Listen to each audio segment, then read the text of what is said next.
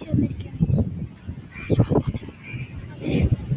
നല്ല വെയിലുണ്ട്, അതുകൊണ്ട് ഞാൻ അങ്ങോട്ടൊന്നും ഇറങ്ങാത്ത. നല്ല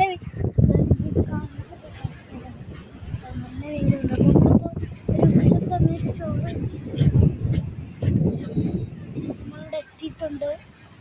നമ്മളിനി അടുത്ത അമ്മാമ്മയുടെ വീട്ടിലോട്ട്. നമ്മളിപ്പോൾ വർക്കല ബീച്ചിലാണ് നിൽക്കുന്നത്. അപ്പോൾ നല്ല വെയിലുണ്ട്, നമുക്കൊന്നും ഇറങ്ങുന്നില്ല തൽക്കാലത്തേക്ക്. അപ്പം കാക്കയൊക്കെയാണ്. അപ്പോൾ ബൈ.